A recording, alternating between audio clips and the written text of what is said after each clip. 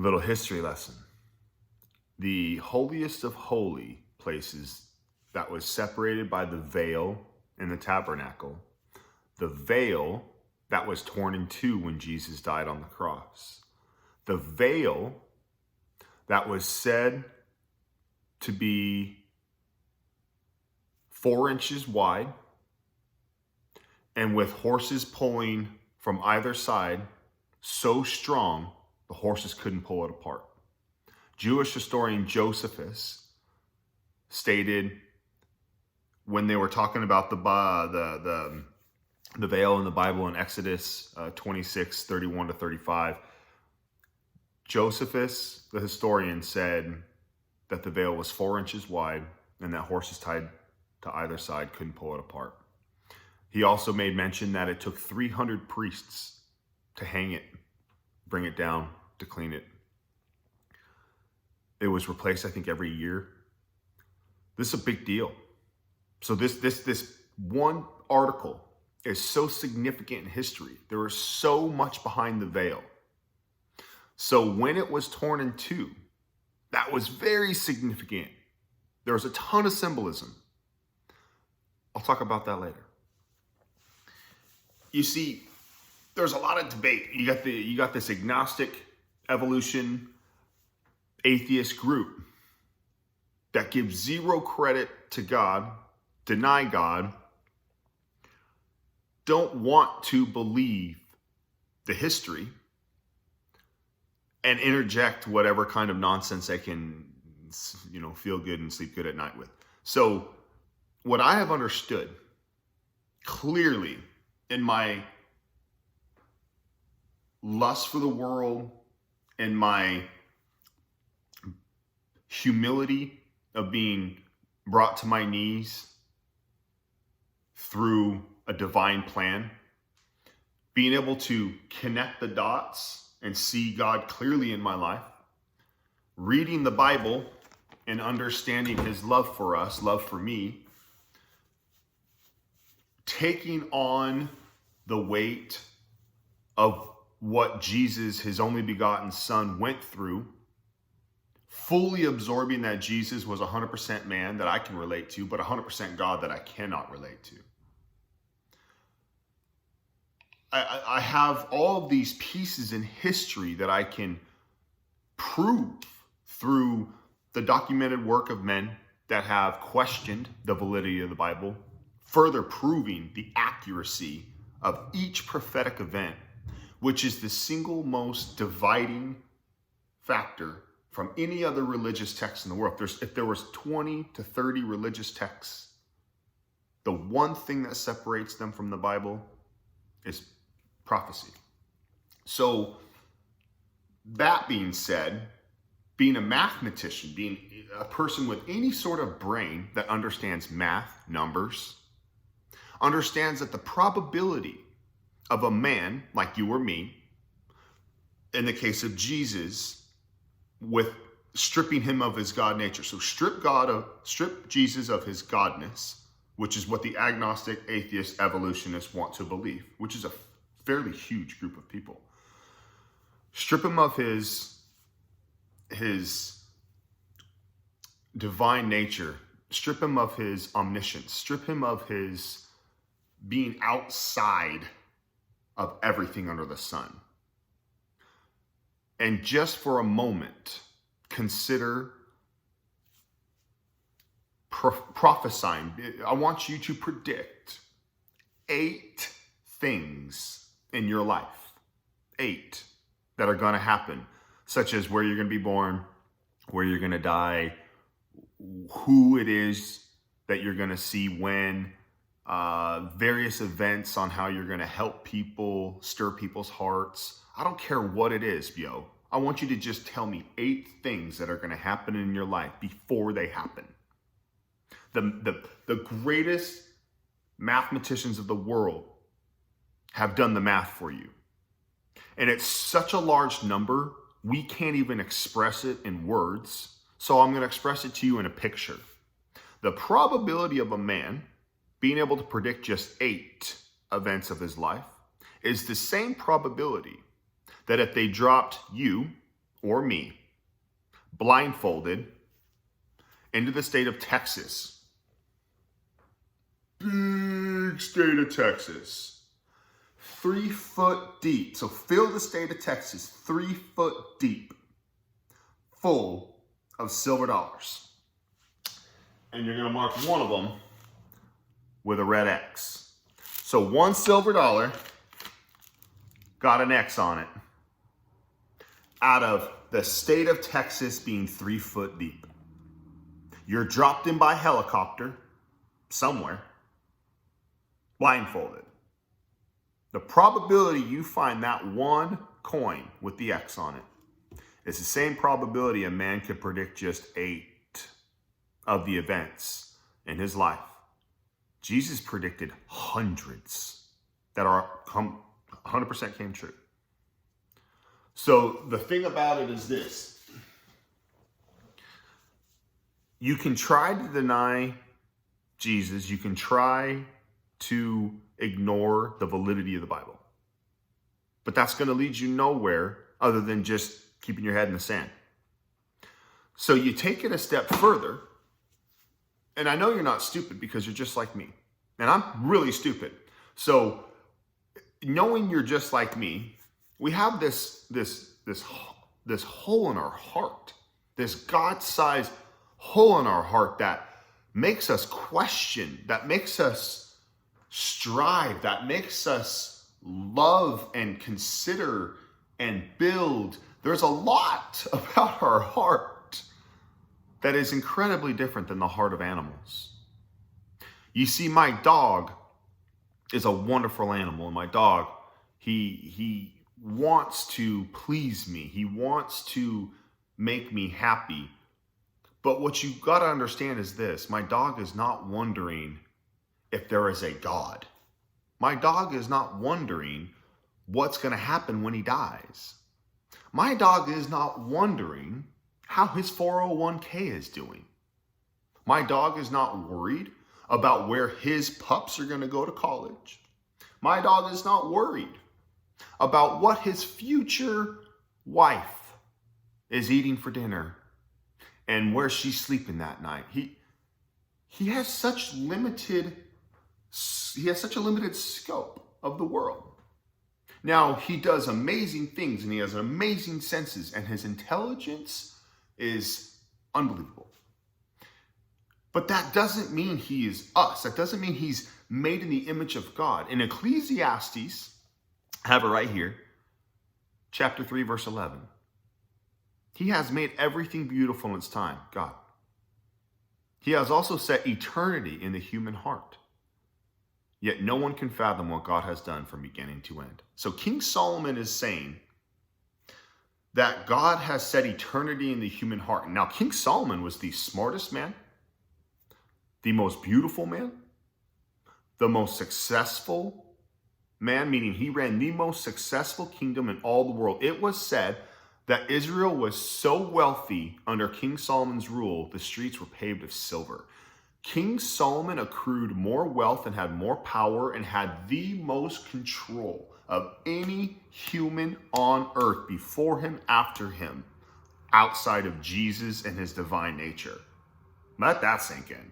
King Solomon was the biggest, gnarliest baller there was. You couldn't talk him down. Nobody had nothing on King Solomon.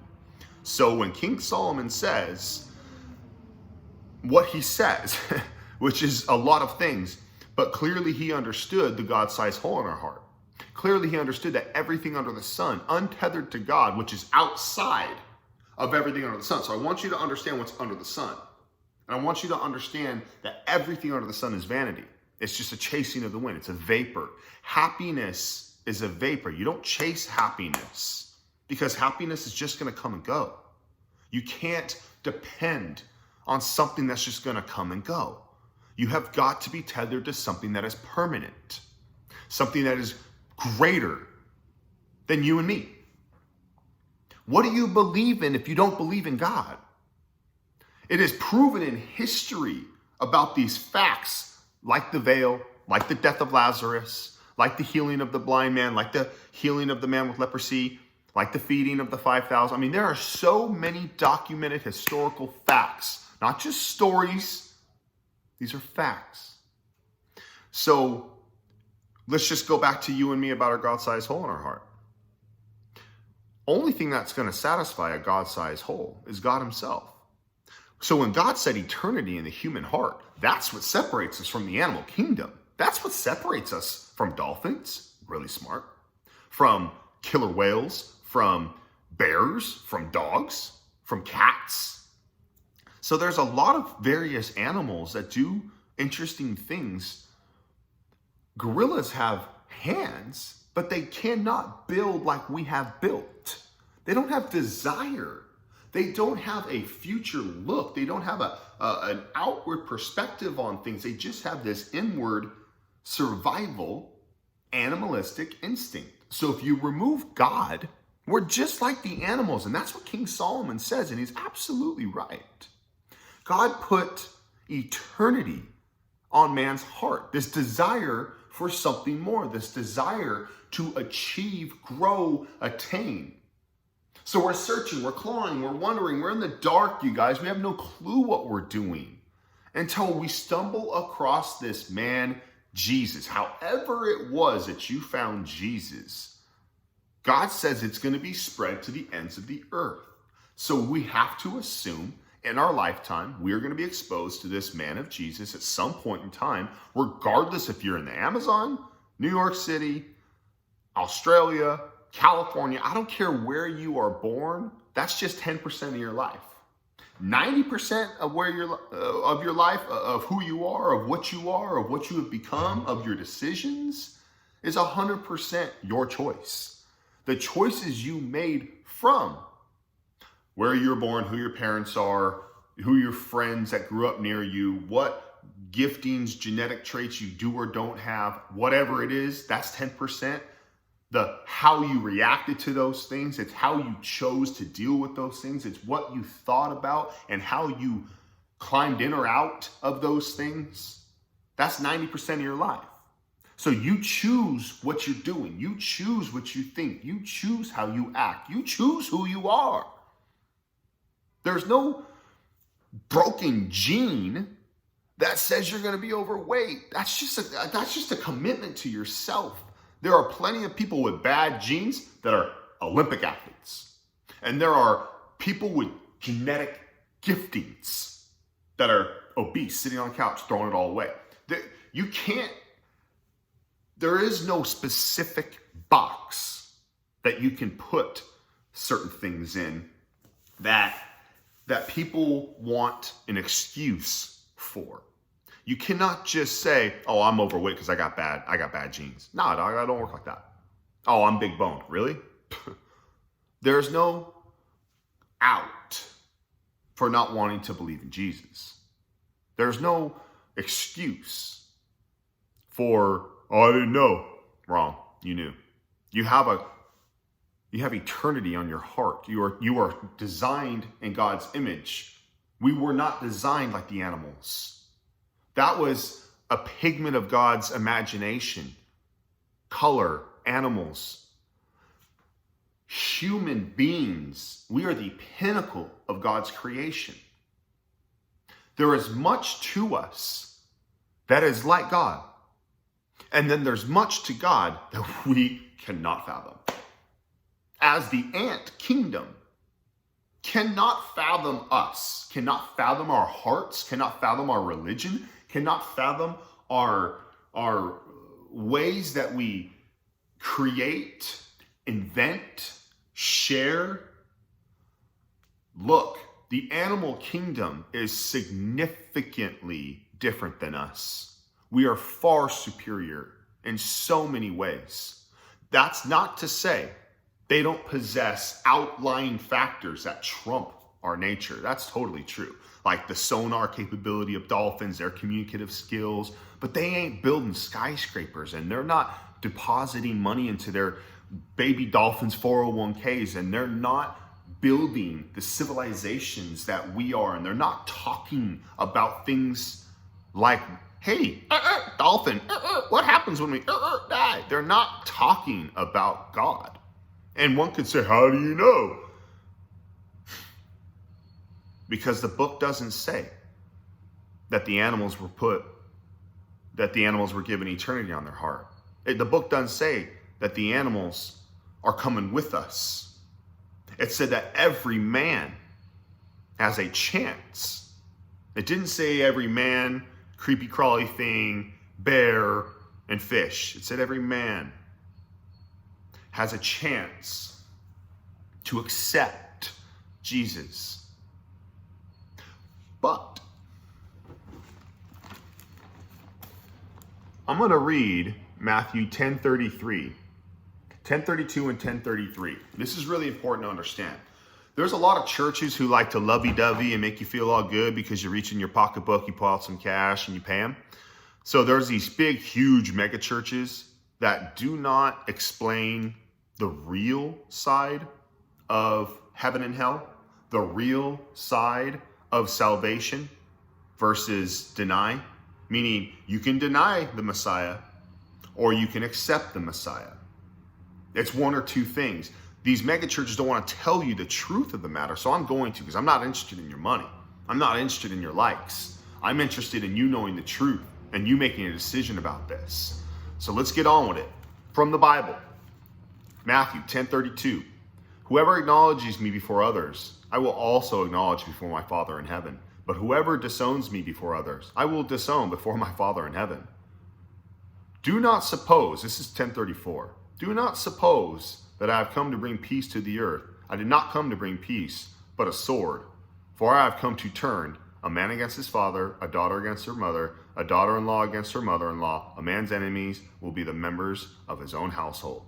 Look, what God is trying to tell you is that people are not going to want to make this decision. And what we have learned about the line drawn in the sand with this election, this 2020 election, is that we will see division in our families. We will see division in our churches. We will see division at work. We will see division in our friendships. What God is saying is that the decision to accept Jesus is far greater and far heavier and will cause far more division than your silly little 2020 election, Biden versus Trump. Let this sink in, people. Jesus is a huge issue for people. It's not Christianity. It's not religion. It's not Moses. It's not Muhammad. It's not any of these characters. It's Jesus. You can talk about anything else you want. Don't you dare bring up Jesus. That's the dirt. That's the issue. That's what's going to get you killed. That's where the line is drawn. So what you have to understand is that there's this ego that keeps us from wanting to choose something. Now, there are these elites who make a ton of money by not acknowledging Jesus because they don't want to disrupt that group, but acknowledging Jesus' work so that they can be heard saying the right things. Jesus is it. People take Jesus' work, digest it, twist it, spit it out, and people are like, oh, Jordan Peterson, you are so amazing. What you said changed my life. And Jordan Peterson goes, thank you. Thank you. You can deposit money. Yeah, click your like and subscribe button. You see, these guys are all about fame, money, fortune. These guys are all about taking Jesus' work, not giving him any credit for it. That's the ego. When you acknowledge Jesus, as if Jordan Peterson was like, hey, you guys, this isn't me. This is all Jesus. This is what I learned from the Bible. He'd have 143 views. He wouldn't have 143,000. Jordan Peterson's trying to take credit for Jesus' work. And that's why he's got all these, dude, he says brilliant stuff. He got it from the Bible. He got it from learning through his God-sized hole in his heart. Jordan Peterson I thought he was a believer. No.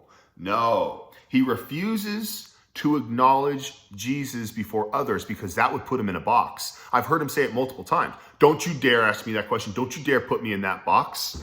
Let me read this again. Whoever acknowledges me before others, I will also acknowledge before my Father in heaven. But whoever disowns me before others, I will disown before my Father in heaven. Let me say this another way. Awesome club. Most amazing club in Vegas. Brand new club. Everyone's there. You got Joe Rogan in line. You got Alex Jones. You got Jordan Peterson. You got Lex Friedman. You got amazing actors and actresses all standing in line. Gotta get in. Gotta get in. This place is so sick, right? So sick. So you got big security dude at the front with the rope. Ain't coming in. So I come walking in my sweatshirt, my hoodie, a couple of my boys with me. Hey man, we're here for my boys' party. Who are you, man? You on the list? I'm here for my boy Jesus. Hold up. Yeah, dude, come on up front. So you got this dude God sitting up front with the robe, with the thing across the gate. And Jesus come running up. Dad, Thomas, they're with me. Come with me. Come on, guys. And God, come on in, boys. Come on in. All them cats, Joe Rogan, Lex Friedman, Jordan Peterson, they all outside. They're all outside. They don't get to come in. It's the relationship with Jesus that gets you in.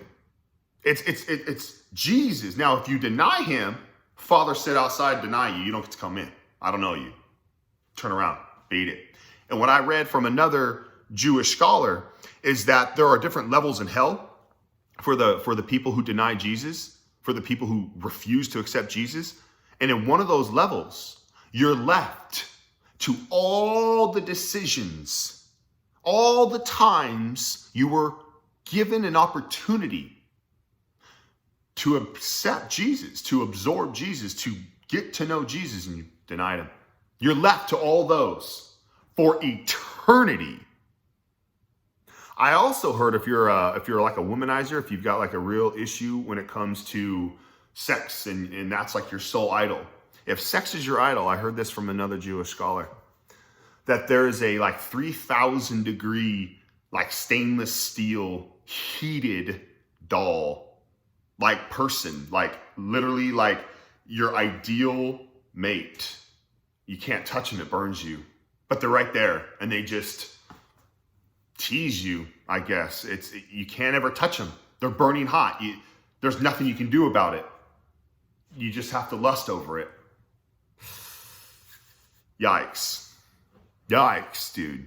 There's a lot of very interesting things that have been written down and passed down generation to generation from these rabbinic cultures. The Bible is 100% valid with everything that it says. To ignore this stuff, well, yeah, you can put your head in the sand and completely ignore it. That's your choice. That doesn't mean you're right, but that is your choice. And God gave you free will because we are not animals. God put eternity on man's heart. In the fall, we were given free will because sin entered our heart. We had to then make a choice to step out of the darkness on our own accord. Nobody chasing us or pushing us or forcing us, because all the other animals are instructed by God to obey us. Adam was given domain over all of the garden, everything inside. What you've got to understand is that the animal kingdom obeys us. We obey God. So if we were just like the animals, why would we obey anything? What would there be to obey? If we were like the animals, we would just be programmed to do a certain thing a certain way. And if God was so arrogant and unloving, if he was just arrogant, he would have forced us into belief. But he didn't do that. He gave us a choice instead. So what I want you to think about, I'm going to end with this. Who do you think you are? How much control do you really think you have? Are you in total control of your life? Did you just tell your heart to beat? Did you just tell your lungs to breathe? Because someday that's going to stop. That process will stop. 1 out of 1 people will die. That's statistic straight up. So what you got to understand is if 1 out of 1 people die, why is your heart beating right now? Who's in control of that? I say God and Jesus are in control of that, meaning they're the same person. The Trinity, the Holy Spirit, God, the Father, God, the Son. That Trinity is who is in control of my life. That Trinity is who is in control of whether you go to heaven or hell. So what I have understood, what I am teaching my family and friends to the best of my ability, is that it's a choice. And that in the fall, we were given free will. That free will is for us to choose and decide from the 90% of our life given to us to accept Jesus as our Savior, as God, as, okay, you're in control, man. I totally get it. And start living our life for Christ, which the book clearly says his yoke is light. Much peace comes with living for Jesus. So to answer everyone's question, what separates us from the animal kingdom is God. We have God in our hearts. We have eternity in our hearts. But it is a choice, and we end up wasting a lifetime, which is but a vapor, trying to stuff money, cars, houses, fame, whether it be relationships, education, knowledge, experiences, travel. You're trying to become the best at something only to realize I'm still empty. You're trying to accrue all this wealth, buy all these things, only to realize I'm still bored. Only God can satisfy a God-sized hole in your heart. We try to fill it with everything else under the sun. And as King Solomon said, it's all meaningless. A life lived under the sun is meaningless. Only when your life is tethered to God outside of this universe, outside of everything under the sun. That's only when you find true meaning in this life. Living for God. Turning your life over to him. No longer stressing about the mundane crap. You still got to put food on the plate. You still got to work out and work it to keep it. But work doesn't have to be toil. Toil is what happened in the fall. Work was a part of the garden. Work was given to Adam when he was placed in the garden. God said, here, you are to work it and keep it. That wasn't sin. The garden's perfect. Eden was perfect. So work is not a bad thing, guys. Work is a great thing. Challenge is what matures you. And maturity is not chronological. You have to understand that Jesus is where your focus is. Matthew 10:37. Anyone who loves their father or mother more than me is not worthy of me. You can't love something in this world more than Jesus. You don't have to worry about offending your mom and dad because you want to bring Jesus into your life. If your parents want to disown you, let them. It sucks, dude. Trust me. We can talk about that another time. But what you got to understand is Jesus is more important than anything in your life. Anyone who loves their son or daughter more than me is not worthy of me. Man, I love my kids. I love my kids so much. And if my children loved Jesus and I didn't, I don't know what I would do. I guess I'd have to get right with Jesus because I love my kids so much, but I couldn't do it in a fake way to just make them happy because the book talks about that too. Whoever does not take up their cross and follow me is not worthy of me. Let me explain this to you. You know what separates me from Jordan Peterson? I'm willing to take up my cross. I'm willing to run with Jesus. I understand a lot of what Jordan Peterson says. We've probably been drugged through a lot of the same mud. I understand why he bleeds the way he bleeds, and I understand why he says what he says. He's a very smart man, but the difference between he and I is I'm willing to take up my cross. He's not willing to look like Jesus. He's not willing to accept the cross because then he'd be put in a box. Put me in that box all day long, man.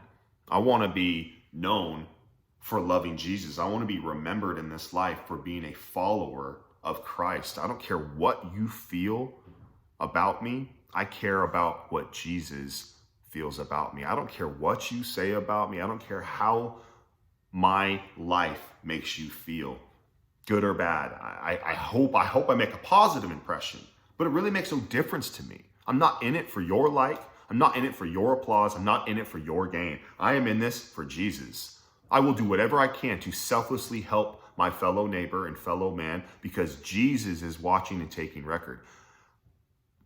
Jobs will come and go. Money will come and go. My focus is on doing what honors the Father. And if that means turning my back to my family, if that means turning my back to my friends, if that means leaving a job, if that means taking my kids in from the public school system, if that means giving up so much of my desires, amen. I got to do what I got to do that honors God. This is not for me. This is not about me. This is for God. This is about God. And there's no works that get you into heaven. Nothing I can do here will make it right with God. Only my salvation, only my belief in the cross, faith alone, Christ alone, the death and the resurrection. Only that seals my card, my ticket to get into heaven. But you can lay up riches in heaven because of honoring yourself to the Father while in this life selflessly. You don't get paid for both. You don't get paid here and paid up there. You just don't. So you have got to find ways to get stuff done without the humble brag. You have got to find ways to do things honestly for the heart of Jesus, not for, I wonder if I can do this and get paid. I wonder if I can do this and be seen. I wonder if I can do this and finally be noticed. You cannot get recognition somehow, some way, shape, or form and expect to get recognition. You only get paid once. So if I have spoken anything into your heart today, what I'm trying to say is everything under the sun is a chasing of the wind. That there is a ton of symbolism, symbolic meaning behind the veil being torn that horses couldn't pull apart. The historical fact of the death and resurrection of Lazarus. The historical fact of the death and resurrection of Jesus. These rabbinic teachers understood that only God had the power over death. Resurrection is completely different than resuscitation. Resuscitation happens within minutes, maybe, according to rabbinic study, 36 hours after death, but not 4 days. Not 4 days, not nothing after 4 days. 36 to 72 hours, you are still considered alive, not in Sheol. But after the 72 hours, you are considered dead. The spirit departs to Sheol. The body is dead. So where do you go when you die? That's what I'm trying to tell you. There's a big group standing outside the biggest club that gets denied access. And where they go, well, there's a lot of levels. It depends on the gravity of their sin and how many opportunities they were given to find Jesus. The man who was not given many opportunities, who still denied Jesus, will have a completely different eternal hell, eternal suffering than the man who was given many chances. So it's time to consider where you're going to spend eternity. It is just your choice. I don't care what your choice is. God does. God created you. God's knocking on you. And if you're listening to this, consider this one of your strikes. I love you. Peace.